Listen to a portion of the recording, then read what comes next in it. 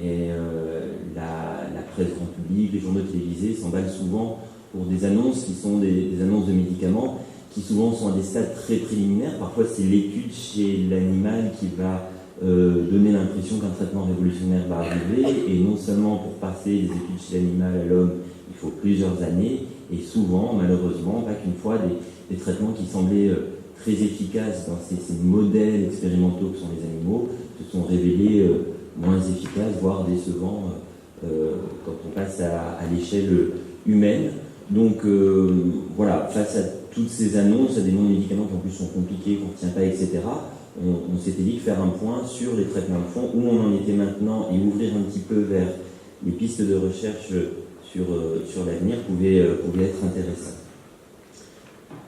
Alors, pour vous parler des traitements de fond, il faut déjà que je rappelle ce que sont les traitements de fond. La sclérose en plaques, c'est une maladie qui a des manifestations particulières. Je vais en parler un petit peu sans revenir en détail, mais pour montrer qu'il y a plusieurs types de traitements, plusieurs niveaux de traitement dans la sclérose en plaques.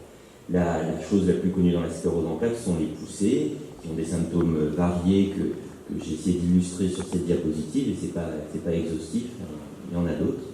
En tout cas, les poussées évoluent comme... c'est pas très visible mon pointeur, mais en tout cas, vous connaissez ici la succession dans le temps, au fur et à mesure des années, de ce qu'on appelle donc les poussées qui sont du handicap, qui s'accroît, qui récupère, et quelques mois plus tard, quelques années plus tard, apparaît une deuxième poussée, puis peut apparaître une troisième poussée, etc. Cette succession des poussées, chacune peut avoir ses symptômes propres. Eh bien, le traitement, quand survient une poussée, le traitement, c'est les corticoïdes. On appelle ça les bolus de corticoïdes, et le nom du médicament qui est le plus utilisé, c'est le Solu-Médrol. Donc ça, c'est le traitement des poussées, et je ne reviendrai pas dessus, il n'y a pas spécialement d'actualité sur le traitement des poussées. Un autre phénomène, c'est celui des séquelles de poussée, les symptômes qui peuvent rester même quand la poussée a récupéré, et des symptômes donc, qui sont là au quotidien, qui sont gênants, voire handicapants, et qui sont aussi, et vous le savez probablement, beaucoup plus présents encore dans la phase qu'on appelle progressive de la maladie. Et pour traiter ces symptômes, pareil, j'ai essayé d'en lister quelques-uns, pour traiter ces symptômes, il existe des traitements de symptômes, traitements symptomatiques, qui sont parfois des médicaments, comme par exemple pour les douleurs qu'on peut ressentir dans les bras, dans les jambes, mais qui peuvent être aussi toutes les mesures de rééducation possibles pour les troubles de l'équilibre, pour la spasticité, la remédiation cognitive pour les troubles cognitifs, etc. Ce traitement des symptômes, des conséquences de la maladie, je ne reviendrai pas dessus non plus. Moi, je vais vous parler des traitements de fond de la maladie.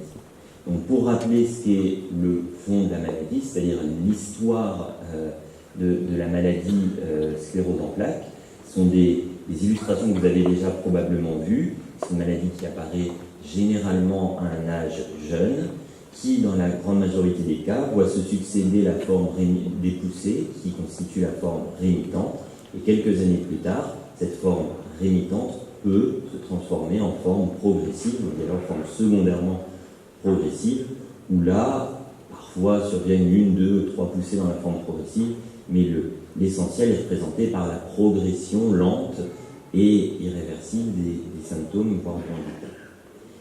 Il existe une autre forme qui est la forme primaire progressive, où il n'y a jamais eu de poussée vraiment identifiée, mais malheureusement, une progression des symptômes dès le début. Ça affecte moins de personnes en proportion, et ça débute un peu plus tard dans la vie, généralement après 40 ans. Alors le but des traitements de fond, il est celui-là. C'est-à-dire qu'il est de diminuer le nombre des poussées, faire que les poussées soient moins importantes, faire qu'elles laissent moins de séquelles, et que s'il y a une progression, elle soit plus tardive et plus modérée. Dans la forme primaire progressive, le but d'un traitement est de limiter la progression du handicap.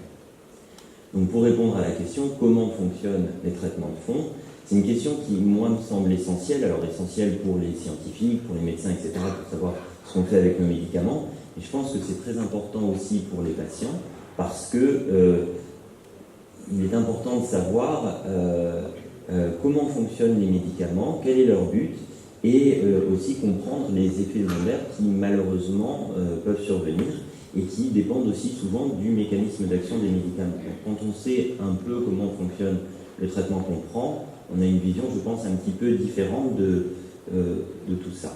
Alors, voilà l'illustration que, là aussi, vous connaissez probablement tous. Vous avez à gauche un cerveau qui n'a pas de plaque de sclérose en plaques, donc il est vu avec cet examen très important qui est l'IRM, et à droite, un cerveau qui a des plaques, ce sont ces taches blanches que l'on voit à l'intérieur. Et donc la question, c'est comment surviennent les plaques, comment s'installent-elles dans le cerveau.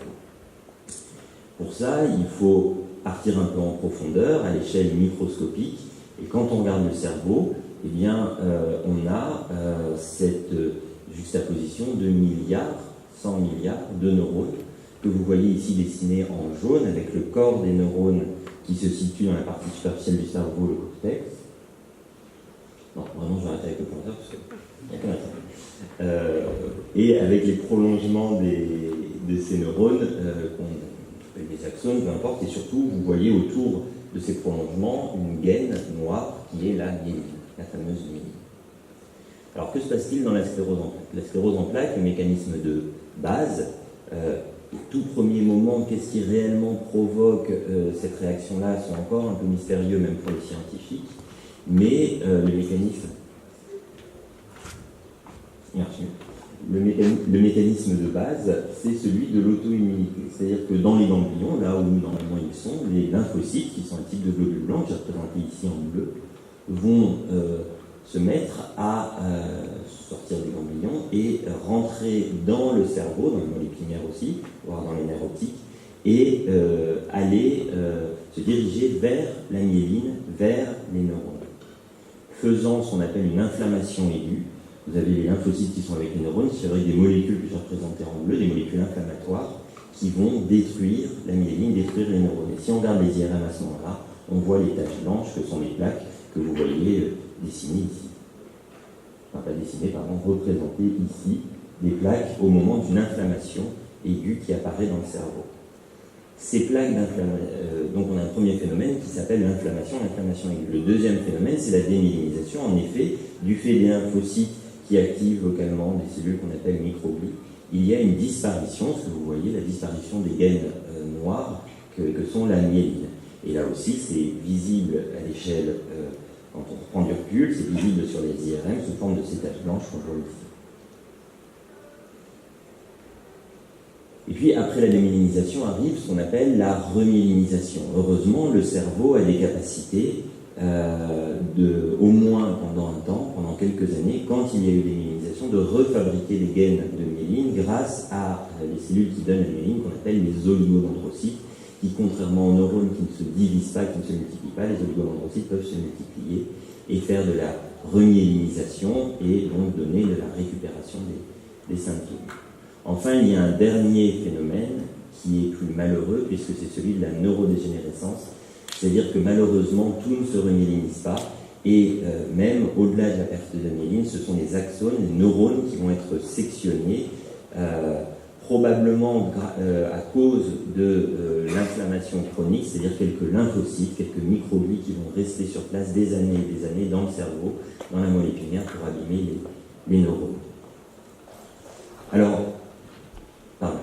Alors, si je reprends mon schéma du départ où vous voyez les poussées, la phase secondairement progressive, la phase primaire progressive, et bien tous ces mots que je viens de dire là, ils se répartissent un peu différemment. En début de maladie, dans la forme rémitante avec poussée, vous avez essentiellement de l'inflammation aiguë, des nouveaux lymphocytes qui arrivent dans le cerveau, qui font de la démyélinisation et heureusement de la remyélinisation. Voilà pourquoi les poussées récupèrent. Et malheureusement, plus tard dans la maladie, les phénomènes changent un petit peu. L'inflammation n'est plus vraiment aiguë, c'est plutôt de l'inflammation chronique avec ces lymphocytes qui restent dans le cerveau et qui font du mal, je dirais, sur le long terme, en abîmant les neurones, neurodégénérescence, et malheureusement en entretenant aussi la démyélinisation avec des capacités de remyélinisation qui sont faibles à ce moment-là. Voilà une autre manière de représenter. Les causes de la sclérose en plaques qu'on a mal identifiées mais qui se situent dans l'environnement et dans la génétique de tout un chacun sont responsables d'une inflammation aiguë, d'une inflammation chronique, elle-même responsable, c'est le sens des flèches qui descendent, elle-même responsable de la démyélinisation, qui peut par chance évoluer vers la remyélinisation, mais malheureusement, avec le temps, s'orienter plutôt vers une inflammation chronique et neurodégénérescence. Et là, vous avez vu le petit signe que j'ai mis. La réparation neuronale est quelque chose qui n'est pas possible dans le cerveau adulte, enfin dans le cerveau de manière générale. Voilà pourquoi, quand il y a neurodégénérescence, malheureusement, il y a des symptômes qui restent définitifs parce que les neurones qui devaient faire telle ou telle fonction ont disparu. Alors, les traitements actuels, ce sont des traitements qui tous, absolument tous, ciblent l'inflammation aiguë et en partie l'inflammation chronique. Tant mieux, c'est quand même ce qui semble le départ de tout ça. Mais en tout cas, les phénomènes sur lesquels on sait jouer à l'heure actuelle avec nos traitements, c'est l'inflammation. Alors, je reprends mon petit schéma de tout à l'heure, ça va faire un petit peu catalogue ce que je vais vous dire. Je vais essayer d'être concis, mais si je reprends mon schéma de tout à l'heure, voici une première manière qu'ont les médicaments de fonctionner. Les lymphocytes qui viennent des ganglions, il y a une possibilité de les changer, je dirais, c'est-à-dire de les rendre moins agressifs, leur donner une expression qui sera beaucoup moins agressive envers la myéline et les neurones. Ça, c'était le mode de fonctionnement des premiers médicaments qu'on a eu, que sont les interférons bêta et la copaxone. Changer les lymphocytes et les transformer en des cellules moins agressives. Plus récemment, dans les médicaments oraux, un qui s'appelle Tecfidera, il a des mécanismes d'action peut-être un peu plus variés que ça, mais le principe est le même, c'est-à-dire qu'il va réorienter les cellules inflammatoires vers quelque chose de moins agressif pour le cerveau, de préservant un peu plus les neurones. Un autre médicament, et je l'ai mis entre parenthèses parce que malheureusement sur le marché européen, et particulièrement la France, il n'a finalement pas été commercialisé, mais il a été utilisé par tous les médecins de France pour des patients qui le nécessitaient.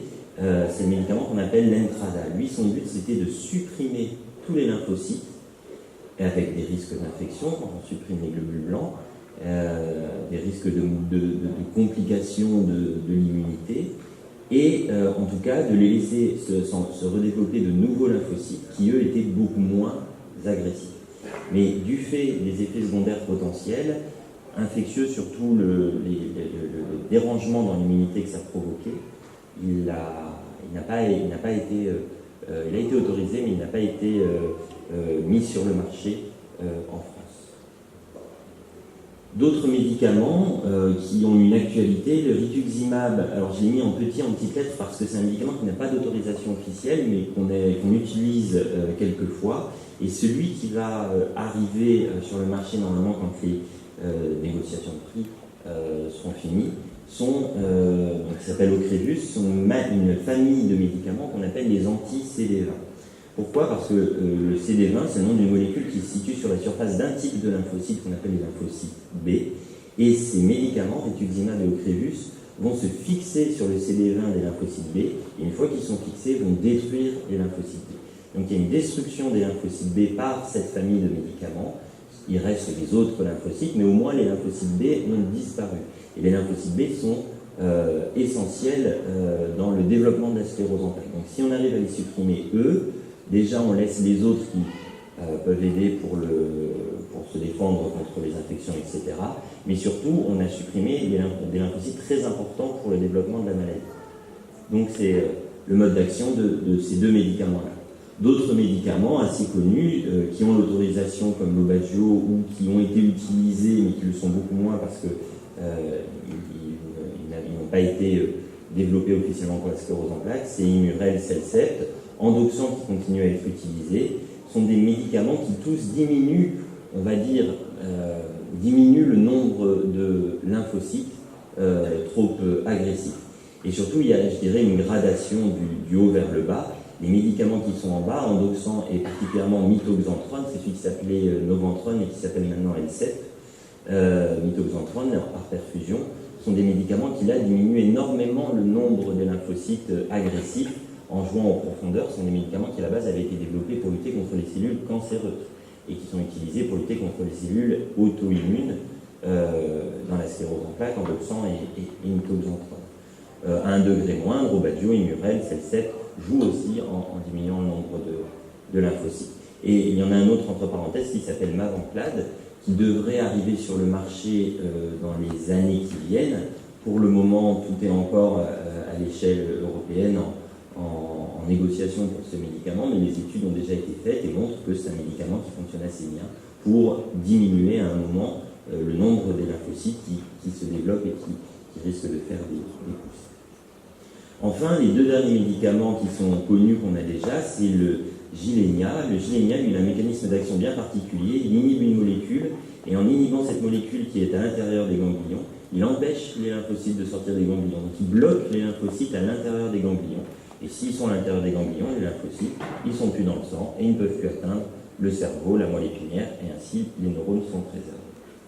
Et le Tysabri, lui, il joue sur une molécule qui ne se situe pas dans les ganglions, mais qui se situe à l'interface entre le système sanguin et le système nerveux. C'est-à-dire que les lymphocytes circulent bien dans le sang, par contre ils ne peuvent plus rentrer dans le système nerveux, cerveau, moelle épinière. Donc là aussi, il bloque l'accès de Tysabri à des lymphocytes au système nerveux. Alors je reviens sur mon schéma de départ, avec la succession des poussées qui peut se transformer donc en progression. Eh bien, j'ai mis un cadre rouge à cet endroit-là de la maladie, qui englobe toute la phase par poussée et le début de la phase progressive, soit dans la forme secondaire progressive, soit dans la forme primaire progressive. Pourquoi ? Parce que les médicaments que je viens de vous présenter sont des médicaments qui fonctionnent, et qui fonctionnent bien, mais dans cette phase-là de la maladie. La forme progressive, la forme rémitante, et la forme progressive débutante. Alors, il fonctionne donc, comme dit tout à l'heure, pour diminuer le nombre de poussées, diminuer le risque de séquelles et diminuer le risque de se transformer en forme secondaire progressive. La question, c'est comment je sais si les médicaments, quand je les débute chez quelqu'un, vont être très efficaces, aboutissant au final, plusieurs années plus tard, à très peu de handicap par rapport à ce que ça aurait été, ou est-ce que c'est des médicaments qui finalement n'auront pas beaucoup joué et probablement un peu d'efficacité, enfin pas probablement, de l'efficacité quand même, mais à un degré moindre au final. Eh bien, une des choses les plus importantes que l'on sait aujourd'hui, c'est que pour fonctionner bien et sur le long terme, eh bien, il faut débuter les traitements, c'est le sens de cette flèche rouge, tôt dans la maladie. Si les traitements sont débutés beaucoup plus tardivement, quand il y a eu plusieurs poussées, déjà du handicap qui s'est installé, eh bien, on aura un effet moindre dans les années suivantes. Donc c'est le message, traiter tôt pour maintenant, éviter les poussées maintenant dans les quelques années qui viennent, mais aussi pour plus tard. Voilà pourquoi les médecins sont parfois très insistants à débuter des médicaments à des moments où les choses ont l'air d'aller plutôt bien. Alors, si on va un peu plus loin dans les formes progressives, on n'est pas démuni de médicaments quand même, et on en essaye quand même quelques-uns, l'endoxan, ces fameux anti-CD20 dans des formes bien particulières où il y a des poussées qui s'ajoutent, où il y a encore de l'inflammation aiguë. La mitoxantrone est parfois utilisée, généralement on essaie de l'utiliser un peu plus tôt, mais sinon elle peut être aussi utilisée à ce stade. Vous avez peut-être entendu parler de celui qui s'appelle la biotine, le Kizandé, le Celcet et l'Imurel. Alors, la biotine Kizandé, c'est un médicament qui fait partie de ces médicaments dont on a beaucoup entendu parler. À l'heure actuelle, on a encore peu de données sur ce médicament. Il y a eu une étude qui a montré une efficacité, mais chez un très faible nombre de patients. Et il faut confirmer ces résultats-là. Il faut avoir des données sur un plus grand nombre de patients, notamment par rapport aux effets secondaires, etc. Donc, c'est un médicament qui, à l'heure actuelle, est une piste, mais qui n'est pas encore un médicament dont on a une connaissance de l'efficacité et de la tolérance comme on l'a pour d'autres médicaments. Les effets secondaires des médicaments, je vous l'ai dit, c'est important de connaître les modes d'action pour le profil de tolérance, profil de tolérance, c'est-à-dire le risque d'effets secondaires et à quel point on va accepter d'être traité et de risquer des effets secondaires. Eh bien, comme je vous l'ai dit, tous jouent sur l'immunité, l'inflammation. Immunité, inflammation, c'est synonyme, on va dire. Tous jouent sur l'immunité et l'inflammation, des globules blancs. Donc, les effets secondaires les plus redoutables des traitements, c'est ceux qui sont liés à la diminution de l'immunité. à la transformation de l'immunité d'un patient parce qu'il prend ces médicaments. La première chose, c'est la plupart peuvent diminuer les lymphocytes dans le sang. Pour ceux qui prennent le médicament qui s'appelle Gilenya, ils le savent bien, le nombre de lymphocytes dans le sang quand on est traité par Gilenya est extrêmement faible. On passe de 1200, 1300 lymphocytes dans la prise de sang, enfin dans la prise de sang, à on peut descendre jusqu'à 400, 300, 200, parce qu'il y a une grande diminution des lymphocytes. Parfois, ça ne se voit pas sur la prise de sang. Le Tysabri, par exemple, le nombre de lymphocytes dans la prise de sang est bon, mais c'est dans le cerveau qu'il n'y a plus de lymphocytes. Donc, à diminuer l'immunité et les lymphocytes, on a le risque qui est le risque d'infection. Les infections urinaires qui sont monnaie courante dans la sclérose en plaques peuvent être un peu favorisées par les traitements de fond. La varicelle est une maladie infectieuse qu'on fait généralement dans l'enfance et pour lesquelles on a eu quelques craintes avec certains médicaments au moment où ils ont été développés. Le Gilenya, par exemple, on a vu quelques cas de varicelle et on fait attention. Et ça fait partie, par exemple, des prises de sang qu'on fait avant de mettre les gens sous ce traitement-là en cherchant s'ils ont bien fait la varicelle, c'est-à-dire s'ils ont déjà bien une immunité contre la varicelle. Et alors, il y en a une d'infection, c'est surtout les patients qui, à un moment, ont pris du Tysabri qui le savent, mais une infection dont on parle beaucoup dans la sclérose en plaques, c'est la LEMP, L-E-M-P, une infection cérébrale, infection du cerveau, qui est due à un virus qu'on appelle le virus JC. Cette infection cérébrale, c'est une infection qui n'a rien à voir avec la sclérose en plaques à la base, ça se passe dans le cerveau aussi, mais ça n'a rien à voir avec la sclérose en plaques, sauf que quand on donne un médicament qui supprime les globules blancs, les lymphocytes du cerveau, comme le Tysabri, eh bien, on a un risque, le cerveau devient vulnérable à ce virus JC qui peut se développer et donner une infection cérébrale. Profiter du fait qu'il n'y a plus de globules blancs dans le cerveau. Et ainsi, avec ce médicament Tysabri, sur 174 000 patients traités, il y a eu 749 cas à l'heure actuelle de LEMP dans le monde. 749 sur 174 000, ça reste très peu, mais c'est absolument pas zéro. Il y a eu des cas en France et l'infection cérébrale n'est jamais quelque chose d'anecdotique. Donc ça fait partie des raisons pour lesquelles, par exemple, le Tysabri n'est pas utilisé beaucoup plus massivement chez la majorité des patients qui ont une sclérose en plaques. Puis il y a d'autres effets secondaires qui sont un peu moins expliqués, voire pas expliqués par l'action des médicaments sur l'immunité. Je vous les ai listés ici. Vous avez le syndrome pseudo-grippal avec les interférons qui est bien connu, les troubles digestifs ou les flushs, c'est les bouffées de chaleur avec médicaments comme le Tecfidera, amincissement chute des cheveux avec le Badio, nausées vomissements avec endoxan, méthoxantrone. Voilà, malheureusement, il peut y avoir d'autres effets secondaires. Alors après cette première partie sur les médicaments existants, je voulais vous parler un petit peu de ce qui vous intéresse autant, je pense, qui sont les pistes de recherche.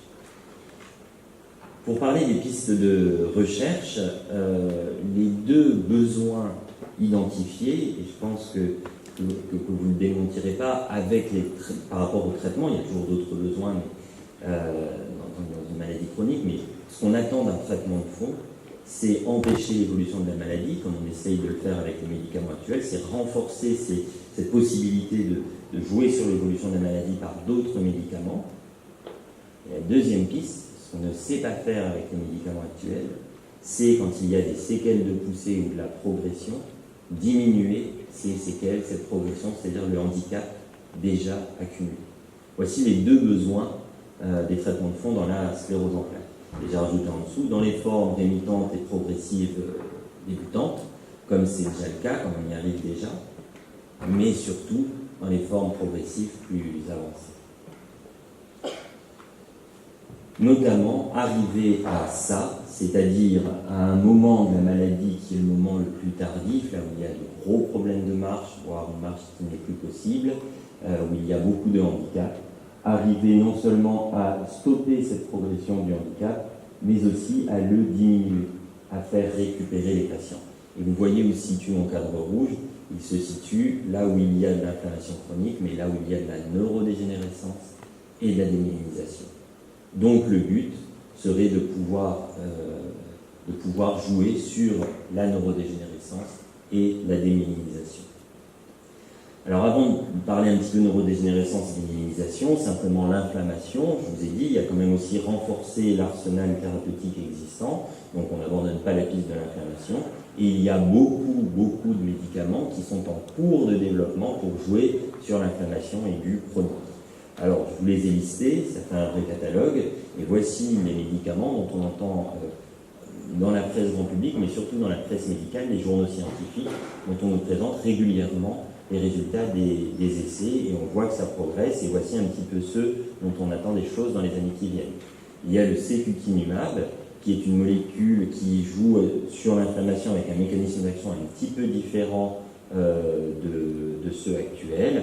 On a des essais qui sont de phase 2, il y a 4 phases d'essais, hein. C'est après la 3e, après les phases 3, qu'on peut commencer à parler commercialisation. Donc là on est en phase 2, le secukinumab, des résultats prometteurs, ponesimod, ozanimod et amiselimod, et celui d'en dessous, le siponimod, qui sont des molécules très proches du gilenya déjà existant. Donc pour essayer de changer un petit peu le profil de tolérance et faire que ce soit un médicament encore mieux toléré. L'ofatumumab, qui est un médicament, un anti-CD20, proche du rituximab et de l'ocrelizumab, et d'autres médicaments, là aussi avec des mécanismes d'action sur l'inflammation, mais très différents de ceux existants. L'ublituximab, j'ai même du mal à le prononcer, enfin celui-là, non, pardon, il est comme l'ofatumumab, il est proche de l'ocrelizumab et du rituximab dans le mode d'action, mais l'inebilizumab et d'autres qui ont encore des noms de code, VAI 736, VAY 736, et l'ivobrutinib, qui sont des médicaments, là aussi, avec des mécanismes d'action très différents de ceux existants. Mais tous ciblent l'inflammation. Donc du coup, si on veut sortir de l'inflammation et essayer de jouer sur remyélinisation, neurodégénérescence, où en sommes-nous? Le mécanisme, il est celui-là, quand on veut jouer sur la remyélinisation. Favoriser, alors il y a plusieurs manières de jouer sur la remyélinisation. Le mécanisme qui est le plus sollicité dans la recherche à l'heure actuelle, c'est trouver des médicaments qui favorisent l'arrivée des précurseurs des oligodendrocytes dans les zones démyélinisées, principalement dans les plaques de la sclérose. Donc favoriser l'arrivée des précurseurs des oligodendrocytes. On peut aussi favoriser leur développement, on peut favoriser la synthèse de la myéline, essayer de favoriser une myéline de meilleure qualité, etc. Mais le mécanisme qui est le plus prometteur, c'est vraiment faire qu'il y ait plus de précurseurs de oligodendrocytes qui arrivent. Et là, il y a quelques médicaments qui ont déjà fait quelques preuves. Alors le premier, malheureusement, l'antilingo. L'antilingo 1 est un médicament, on était aux phases 3, on avait eu des résultats prometteurs dans les phases 2, on en attendait beaucoup, il a même été un peu médiatisé, cet antilingo 1. Malheureusement, pour le moment, les 2 essais phase 3 qui sont sortis ont été décevants. Le premier, c'était sur les nerfs optiques, enfin, regarder les résultats sur les nerfs optiques, voir s'il y avait de la myéline qui se refabriquait dans les nerfs optiques. Ça a amélioré un petit peu certains paramètres, mais la fonction visuelle, c'est-à-dire le fait de mieux voir, n'était pas changée avec ce médicament par rapport au placebo. Or, on peut améliorer toute la myéline qu'on veut, si ça n'a aucun effet, ça n'a pas grand intérêt. L'autre, sur le handicap de manière générale, l'autre essai avec l'antilingo 1, pareil, n'apportait pas de conclusion, ne montrait pas d'efficacité sur le handicap. Donc l'antilingo 1, probablement pas abandonné, il faut peut-être chercher si dans d'autres formes, etc., il peut être efficace, mais pour le moment, pas de résultats satisfaisants. Et puis il y a au moins 2 autres molécules, la clémastine et l'érythropoïétine, avec une faute d'orthographe, la clémastine et l'érythropoïétine, sur lesquelles on entend des choses aussi lors des congrès ou dans la littérature médicale.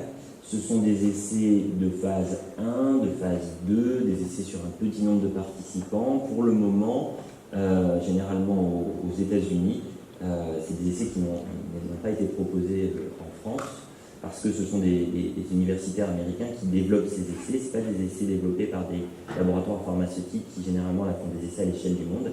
Là, c'est des essais développés par des chercheurs dans des universités, donc c'est à plus petite échelle. Il y a des résultats qui commencent sur ces médicaments, là aussi amélioration de la condition du nerf optique, etc. peuvent ressentir les patients.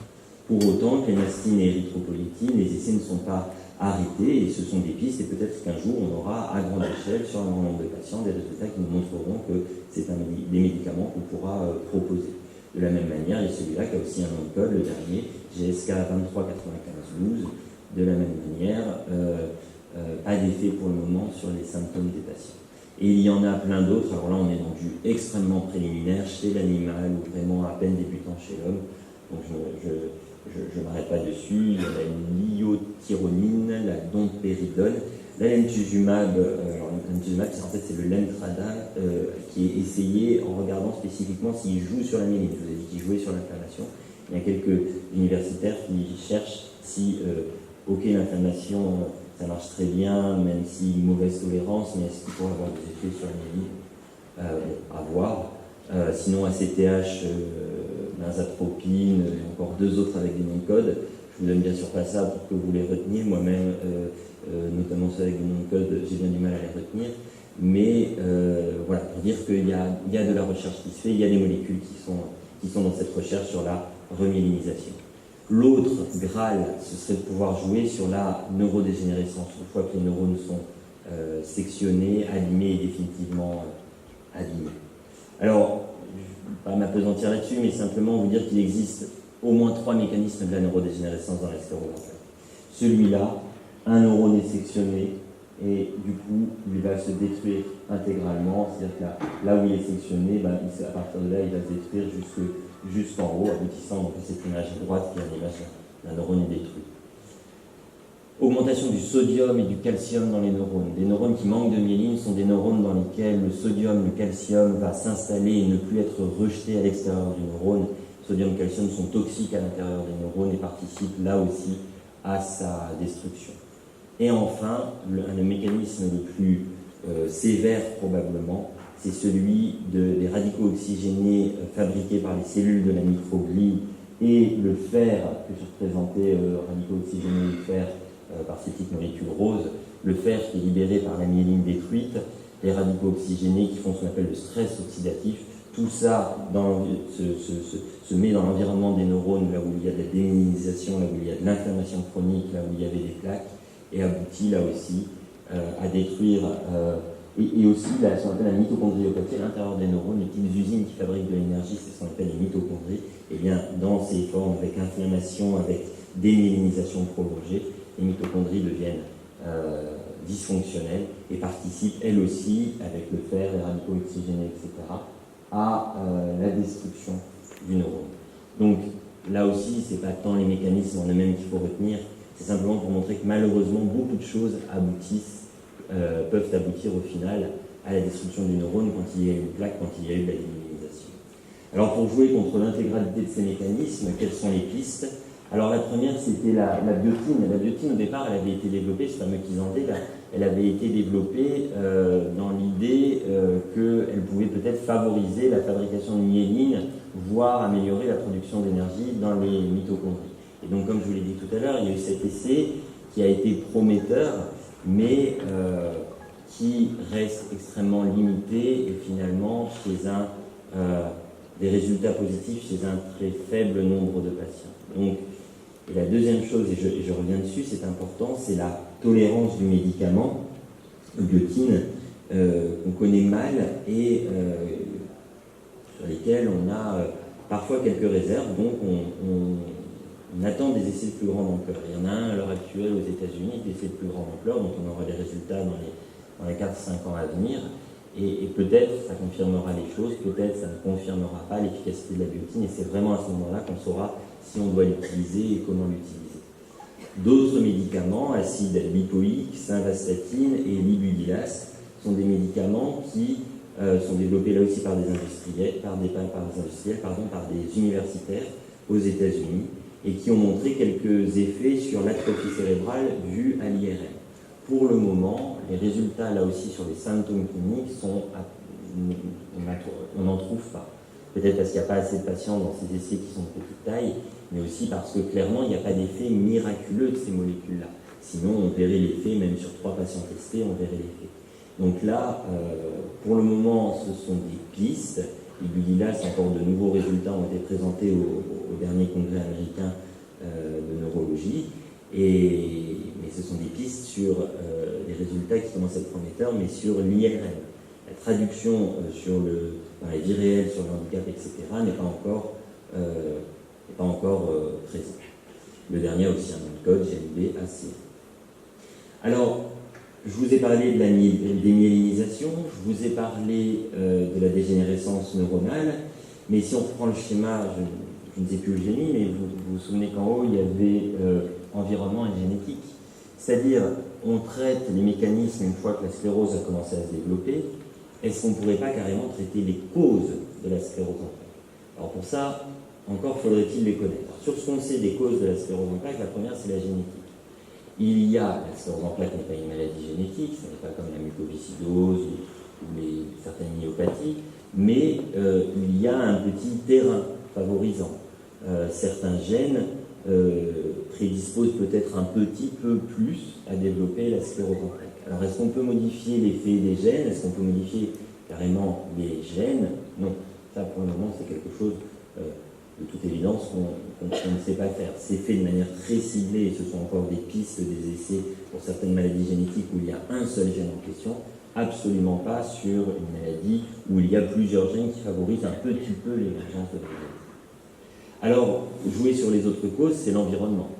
Dans l'environnement, on parle beaucoup, parce que ça a été démontré, le manque de soleil, via le manque de vitamine D que notre corps fabrique grâce à l'ensoleillement. Le manque de vitamine D dans l'enfance et chez les jeunes adultes favorise un petit peu l'apparition de la sclérose en plaques. À l'heure actuelle, les essais qui consistent à donner plus de vitamine D aux patients qui ont la sclérose en plaques n'ont pas montré de choses très évidentes. Il y a encore quelques essais qui sont en cours, mais au moment où la sclérose en plaques est là, rajouter de la vitamine D ne semble pas forcément changer grand-chose. Sur l'IRM, il y a des petites pistes, etc. Et certains médecins donnent un peu de vitamine D ou conseillent à leurs patients de prendre de la vitamine D, mais il n'y a rien d'absolument certain, d'absolument prouvé. Ce n'est pas quelque chose qui est recommandé de faire de manière générale. L'autre, dans les causes possibles de la sclérose en plaques, l'autre piste dans l'environnement sont les microbes. La sclérose en plaques n'est pas une maladie infectieuse. Il n'y a pas un microbe, un virus qui donne la sclérose en plaques. Mais peut-être que certains virus, certains microbes présents dans l'enfance ou durant l'adolescence vont peut-être plus tard favoriser un peu l'émergence de la sclérose en plaques. Bon, si c'est ça, ce sont des microbes de l'environnement habituel, celui qu'on appelle le virus Epstein-Barr, etc. Ce sont des microbes pour lesquels 80-90% de la population a été en contact avec. Donc, bien difficile de jouer sur ça, surtout quand on s'en rend compte après coup, quand la maladie s'est développée. L'autre piste, et ça vous en entendez énormément parler, c'est l'alimentation.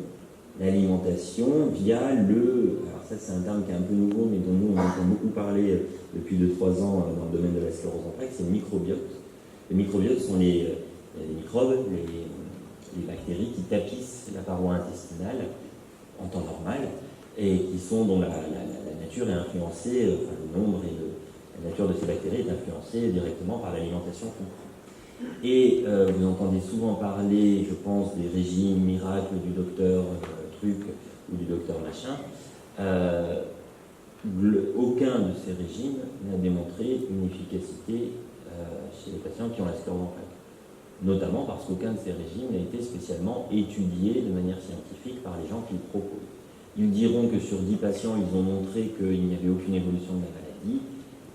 Tout médecin peut trouver 10 patients qui ont la sclérose en plaques et qui n'auront aucune évolution de la maladie pendant 1 ou 2 ans. C'est très habituel, tant mieux d'ailleurs. La sclérose en plaques fait d'elle-même des pauses dans son évolution, heureusement, mais ce n'est pas une manière scientifique de démontrer. Il faut que ce soit fait à plus grande échelle, avec plus de patients, des patients qui font le régime, d'autres qui ne le font pas ou qui en font un différent, et voir comment évolue chacun des deux groupes. Et les manières scientifiques de faire les choses, à l'heure actuelle, les régimes tels que proposés par ces médecins ou dans ces livres n'ont pas été évalués comme ça. Après, l'alimentation et la modification de l'alimentation restent une piste, puisque effectivement, certains industriels ou certains universitaires, essaient de tester tel complément alimentaire, l'acide lipoïque dont je vous parlais tout à l'heure, c'est un type d'acide gras qu'on peut trouver dans l'alimentation, etc. Donc la piste de l'alimentation existe et fait objet de recherche, notamment en regardant comment la modification du microbiote peut modifier l'évolution de l'animal. Et la dernière chose qui est bien connue sur l'environnement, c'est la sclérose en plaques, la cigarette, pardon, qui non seulement augmente un peu le risque de développer une sclérose en plaques, mais une fois que la sclérose en plaques est là, augmente un peu le risque de faire une poussée, augmente un peu le risque de faire du handicap, et donc il est toujours de bon ton d'arrêter de fumer quand on a une sclérose en plaques et qu'on est fumeur. Ça doit modifier au moins un petit peu, adoucir un petit peu l'évolution potentielle de la maladie. Alors je vais m'arrêter là, j'ai tenu le temps imparti et vous avez compris le fonctionnement. Difficile de répondre là en direct aux questions, mais on le fera si on avait bien sûr dans la deuxième partie.